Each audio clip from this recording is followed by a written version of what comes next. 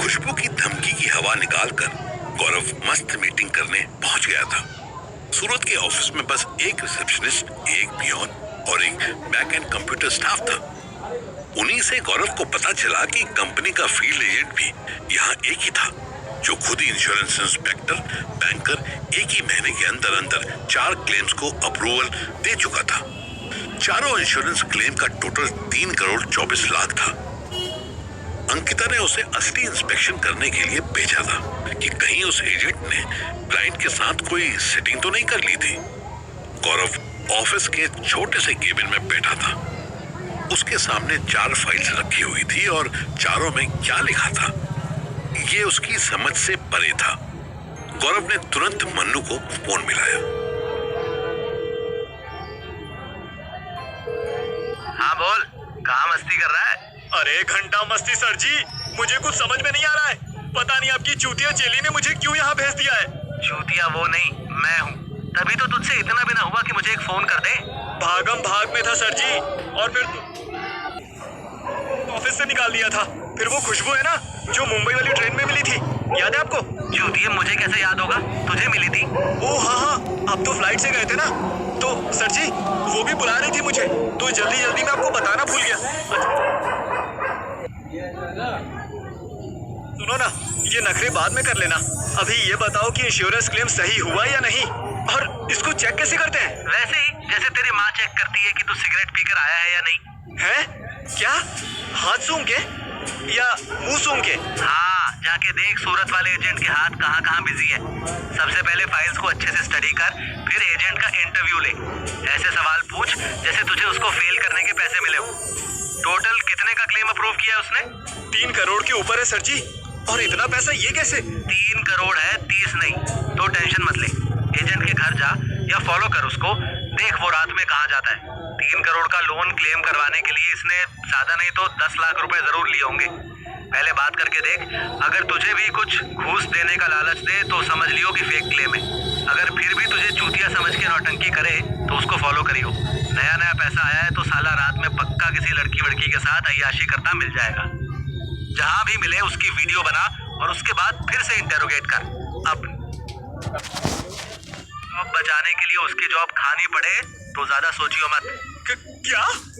अरे सर जी, कैसी बात कर रहे हो सर जी? प्रैक्टिकल बात कर रहा हूँ। और तेरी जानकारी के लिए बता दूं कि मैंने भी इजी क्लेम्स ज्वाइन कर ली है।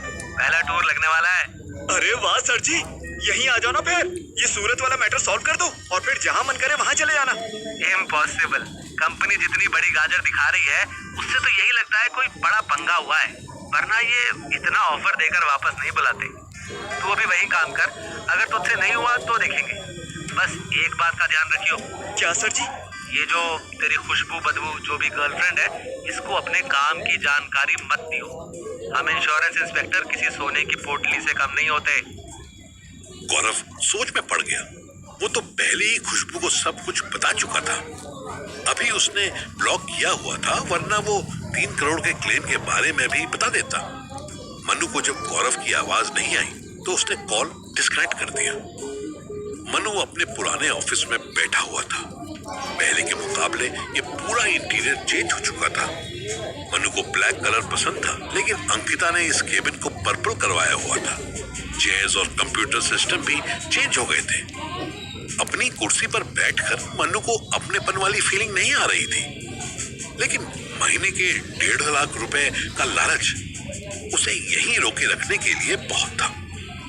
अंकिता ने मनु को अपने केबिन में बुलाया तो था, पर 2 मिनट बाद उसका फोन बजने लगा तो उसने मनु को केबिन में वेट करने के लिए कह दिया और फोन पर बिजी हो गई। क्या प्रॉब्लम है यार, मुझे इतनी अच्छी सैलरी, अपना कैबिन वापस मिल रहा है, फिर भी मुझे खुशी नहीं हो रही। मनु को रह रहकर ये बात इरिटेट कर रही थी कि अंकिता उसकी बॉस बन चुकी थी। क्रोध में उछलती थी साली, अब बॉस बन गई। तभी किसी ने दरवाजा खटखटाया। मनु को लगा पियोन चचा होंगे। कम इन, दरवाजा खुला है। दरवाजे पर पियोन चचा नहीं बल्कि अंकिता थी। उसकी हील्स देखकर मनु के मुंह से सीटी निकल गई। Wow, you are looking amazing. Tall. इतनी लंबी कैसे हो गई तुम? अब मैं तुम्हें गोद में कैसे उठाऊंगा? Shut up. फालतू बातें सुनने के लिए आपका सस्पेंशन नहीं हटा है। अच्छा, फिर क्या सुनने के लिए वापस बुलाया मुझे? आपने पंजाब, राजस्थान और वेस्ट यूपी में जिन जिन एजेंट्स को बैठाया था, वो सब अपने प्रॉफिट के लिए कंपनी को डुबोने में लगे हैं। मतलब? सिस्टम ओपन करो। मनु ने तुरंत नई बॉस का ऑर्डर फॉलो किया। डेस्कटॉप पर लास्ट मंथ के क्लेम्स की एक्सेल फाइल होगी, ओपन करो। इसमें तो सब छोटे छोटे क्लेम्स हैं। 10 लाख, 12 लाख, 3 लाख, मैक्सिमम है 42 लाख, बस। इशू क्लेम का अमाउंट नहीं है, उसकी क्वांटिटी है। मतलब? देखो, LIC या जनरल इंश्योरेंस की तरह हमारी company easy claims pan India में तो है नहीं। इसीलिए जहाँ जहाँ हमारे पास ना के बराबर क्लाइंट्स हैं, वहाँ हमने एक टेम्पररी ऑफिस एस्टेब्लिश किया था। याद है? ऑफ कोर्स याद है। अकेले मैंने आधे पंजाब में 12 ऑफिसेस खोले थे, वहाँ स्टाफ सेटल किए थे। पर इसमें प्रॉब्लम क्या है? प्रॉब्लम ये है मन्नू जी कि आपने जो स्टाफ अपॉइंट किया था वो मेरिट पर नहीं बल्कि अपनी फैन फॉलोइंग के हिसाब से किया था। ये क्या बकवास कर रही हो तुम? तुम नहीं, आप। मैं बॉस हूँ आपकी। ये क्या बकवास कर रही हैं आप, बॉस अंकिता जी? बकवास नहीं, फैक्ट्स बता रही हूँ। जो लड़की तुम्हें भाव देती थी, जिसने तुम्हारे साथ होटल जाना एक्सेप्ट किया या जिसने तुम्हें अच्छे से लाइन दी, उसको तुमने इजी क्लेम्स में जॉब दिलवा दी। ऐसे ही जो लड़के तुम्हारी बात मानते थे, अपनी कमाई में से तुम्हें भी डोनेशन देते थे, तुमने उनको फील्ड एजेंट बनवा दिया। करेक्शन, डोनेशन नहीं, gratitude reward. Gratitude my foot. Problem ये हो गई है मनु कि तुम्हारे सस्पेंशन की खबर सुनते ही ये सारे के सारे बेवकूफ लोग पागल सांड की तरह क्लाइंट्स बनाने लग गए। इसमें बुरा क्या है? ओ, समझा। मन्नू को तुरंत ही अपनी बात का जवाब मिल गया। एग्जैक्टली। इन लोगों ने फर्जी क्लाइंट्स बनवाए, खुद ही प्रीमियम जमा किया और 3 महीने 4 महीने बाद ही किसी क्लाइंट का एक्सीडेंट शो कर दिया तो किसी के घर आग लग होने का दावा कर दिया। अब क्योंकि 1 करोड़ से नीचे के इंश्योरेंस पर तुरंत ध्यान नहीं जाता, इसीलिए अप्रूवल भी तुरंत मिल गया। पर ये इतने बेवकूफ लोग हैं कि एक ही महीने में 30-32 फेक क्लेम्स दिखाने लग गए। व्हाट? कोई इतना चूतिया कैसे हो सकता है? मन्नू ने ट्रेन किया हो तो हो सकता है। जरा टोटल देखो लास्ट मंथ के क्लेम्स का। मनु ने राजस्थान, पंजाब और वेस्ट यूपी के पिछले मंथ का टोटल किया तो रिजल्ट देख उसकी आंखें फटी रह गई। ये तो 40 करोड़ से भी ज्यादा है। हाँ जी, इसमें से 12 करोड़ रिलीज भी हो चुके हैं। बाकी पर मैंने स्टे लगवा दिया है अभी। सबसे ज्यादा धांधली हेल्थ इंश्योरेंस में हो रही थी, इसी के लिए मैंने गौरव को सूरत भेजा है। वहां पर एक एजेंट ने एक ही घर के 4 लोगों को 3 करोड़ 24 लाख का हेल्थ इंश्योरेंस दे दिया, वो भी इंडिविजुअल। अब 3 महीने भी नहीं हुए हैं कि चारों ही हॉस्पिटलाइज हैं। मनु ने अपना माथा पकड़ लिया। कोई इतना चूतिया कैसे हो सकता है? फिर सारे का सारा कैसे हो सकता है? ये सब सोचने में टाइम वेस्ट मत करो। इसके चक्कर में कुछ जेन्युइन क्लेम्स भी होल्ड पर कर दिए गए हैं। तुम जाओ, हाथ पैर चलाओ, एक एक एजेंट की खबर लो, खुद चेक करो क्या मैटर है और मुझे रिपोर्ट करो। वो तो कर दूंगा, पर गौरव वहाँ सूरत में अकेले मैनेज कर लेगा? तुम्हें नहीं लगता कि उसको सुपरविजन की जरूरत है? उसका पता नहीं, पर आपको तो है। आप अपने काम से काम रखो। गौरव किसी प्रॉब्लम में हो तो उसे फोन पर ही सॉल्व करो, बाकी मैं देख लूंगी। Okay boss. हमारा गंजा एक्स बॉस अभी कहाँ है? मुंबई? नहीं, अपने घर बैठा है। इस फ्रॉड का ब्लेम कंपनी ने उसी को दिखाया है। उसने रिजाइन देने से पहले मुझसे ये लास्ट रिक्वेस्ट की थी कि मैं गौरव को परमानेंट अपॉइंट कर लूं, तो मैंने कर लिया। मनु अपनी कुर्सी से उठा और अंकिता के पास आया। उसने अंकिता का हाथ पकड़ा और धीरे से किस किया। डोर लॉक करके क्यों नहीं आई? क्योंकि मुझे वापस जाना है। मैं टॉपिक चेंज करने के मूड में नहीं हूँ मन्नू जी। तो मैं मूड बना देता हूँ। अंकिता ने अपना हाथ खींच लिया। प्लीज पहले काम कर लेते हैं। ऑलरेडी मुझे बहुत टेंशन है। तुम टेंशन क्यों लेती हो? अब मैं आ गया हूँ ना, विद इन अ वीक सबको लाइन पर ले आऊंगा। तुम मुझे लाइन पर ले आओ। मनु ने फिर अंकिता का हाथ पकड़ लिया। अंकिता ने फिर से हाथ खींच लिया और उठ खड़ी हुई। Sorry dear, not in good mood. मैं चलती हूँ।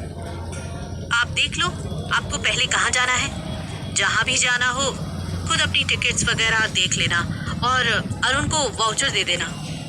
मैंने उसको बोल दिया है कि मनु सर का कोई भी वाउचर 24 घंटे से ज्यादा पेंडिंग ना रहे। मनु को याद आया कि रायजादा के राज में उसको अपनी ही पेमेंट के लिए एक एक महीना इंतजार करना पड़ता था। अंकिता दरवाजे तक पहुंच गई थी कि मनु ने फिर टोका। Listen, thank you so much for your belief. तुम पिछली बातें भूलकर ने फिर टोका। Listen, thank you so much for your belief. तुम पिछली बातें भूलकर नई शुरुआत करना चाहती हो, बॉस और एम्प्लॉय का स्ट्रिक्ट रिश्ता रखना चाहती हो। I get it, I won't bother you again. वैसे भी अब मैं तुम्हारे लेवल का कहाँ। जब 20 लाख एनम मुझे सैलरी दे रही हो तो तुम तो 1 करोड़ के पैकेज पर होगी। मनु ऐसे इमोशनल कार्ड खेलकर अंकिता की सैलरी जानना चाहता था, जैसे औरतों में एक दूसरे की एज और मैरिटल स्टेटस जानने की क्यूरियोसिटी रहती है। वैसे ही मनु को सबकी कमाई पता रखने में बड़ा मजा आता था। पर अंकिता भी उसी की ट्रेन की हुई लड़की थी। वो कहाँ इतनी आसानी से जाल में फंसने वाली थी। वो स्माइल करके बोली, it is not about package Manu ji, it's not. फिर what is it about? Lipstick खराब नहीं कर सकती। जब तक मनु उसके कोड को डिकोड करता तब तक वो केबिन से बाहर निकल गई। मनु आराम से कुर्सी पर बैठकर फिर से लिस्ट देखने लगा। राजस्थान में जाऊं या पहले पंजाब में? वेट अ मिनट, ये कुछ इंटरेस्टिंग लग रहा है। उसको जलंधर के एजेंट की अप्रूवल रिक्वेस्ट थी। इस एजेंट का नाम जग्गी था। इसने एक साथ 5 हेल्थ इंश्योरेंस किए थे और 5 को 1 करोड़ का मैक्सिमम कवर दिया था और अब 5 हॉस्पिटलाइज थे। अंकिता ने 5 का क्लेम होल्ड पर डाल दिया था। मनु को इस एजेंट के सर पर टपली मारने का मन करने लगा। उसने 5 क्लाइंट्स के नाम और एड्रेस नोट करने शुरू कर दिए। इनमें से एक नाम अथर्व के मामा गुंजन का भी था।